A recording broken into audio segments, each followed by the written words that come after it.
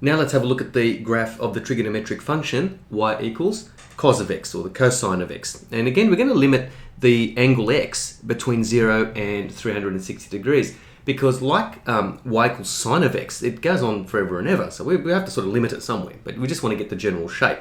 Again, I'm going to borrow the use of some technology here. So this is again drawn or graphed on a graphing calculator here. So this is the Casio FX CP400. Okay, and notice that the shape initially looks like the sine curve, doesn't it? It looks like y equals sine of x, with a little bit of a twist. Okay, let me just zoom in on that. Okay. Now, if you recall, with the sine curve started at 0, and it was 1 when x was 90 degrees. So it kind of sort of did this, didn't it? I'll superimpose the sine curve over this later, so you can see sort of the two curves drawn simultaneously, okay, concurrently on the same graph. But again, very similar to the sine curve. In fact, it's identical in shape. It's just sort of moved over a little bit, hasn't it?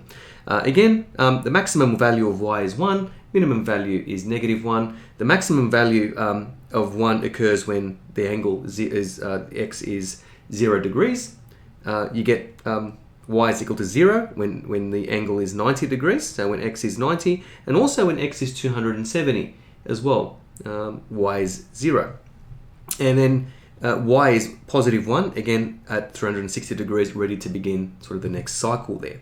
And in the negative angles as well, so if you sort of go back 45 degrees, or say let's go back 60 degrees, remember cos of 60 as an exact ratio, cos of 60 is half. Okay, so cos of 60 degrees, okay, is half, which means at 60 degrees, somewhere there, okay, it's half. If you go back to -60, it's also half as well. So there's definitely symmetry there, okay? You can see the symmetry about the y-axis, okay? So anything on this side, to the right-hand side, if you fold it over, okay, to the other side, it's basically the same curve, isn't it? Okay, so apart from that, the shape is basically like a sine curve, okay? And just before I take this off and we'll draw this freehand, let's superimpose the sine curve, okay? So we'll just do that. So there we go. So the sine curve's the one in blue. Let's graph them both now simultaneously, and we'll resize that, and there we go. Okay, so you can see the sine curve's in blue. Okay, so I'm just tracing it there with the stylus, and the cosine curve is in red. So you can see that the two curves are absolutely identical in shape, but the cosine curves, it's like it's been pushed to the left-hand side by 90 degrees. Okay, it's been shifted. We call that a phase shift. Okay, it's a bit of techno babble there. All right, so it's been shifted 90 degrees to the left-hand side. Okay, but apart from that, the sine and the cosine are identical in shape. Now let's draw this freehand. Okay, so we'll just zoom out there. Okay. All right. So if you were asked to draw the cosine curve, okay, from 0 to 360 degrees, okay, and goes up to 1, and the y value goes down to -1. Here's the origin. There's the y-axis there, and that's x there. Okay, and again, similar shape to the sine curve. Doesn't have to be perfect, but you know, something close enough to that. That's 90 degrees there. Okay, the trough, we call this a trough here, so it's the minimum point that occurs at 180 degrees.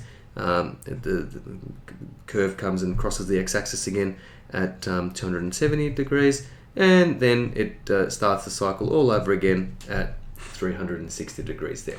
Okay, looking at it a quadrant by quadrant, so 90 degrees up to 90 degrees, that represents the first quadrant, quadrant 1. You notice that the curve there is positive. Okay, quadrant 2, okay, and quadrant 3.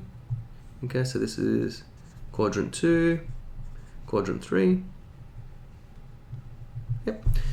Okay, that's negative. Okay, so the curve is negative there in quadrant 2 and quadrant 3.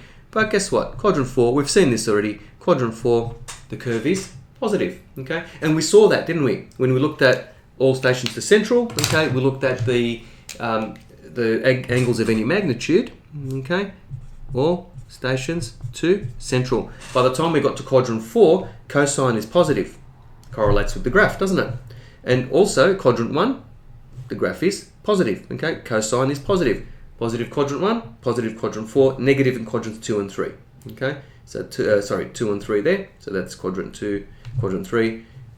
Cosine is negative in those two quadrants. Okay, but apart from that, it's basically identical to the sine curve, and that's basically all there is to it for the time being. Okay, there's obviously symmetries and all that kind of thing that we can look at, but for now, the important thing is you know how to draw one of these. If I say, draw me y equals cos of x from 0 to 360 degrees, this is the shape that I'd be expecting from 1 to -1. Okay, the y values, and take note of these special angles as well. At 90 degrees, what's happening? At 180 degrees, what is happening there? 270, what is happening? 360, what is happening? If you wanted to, you could even do a table of values, okay? And for example, you could have this, there's our x, there's our y. So you could have, for example, 0, 90, 180, 270, and of course 360. And then you could obviously put in your values, your values there for y, and you can make sure you put that on your graph. Okay. Next video will be on y equals, the function y equals tan of x. We're going to be graphing that.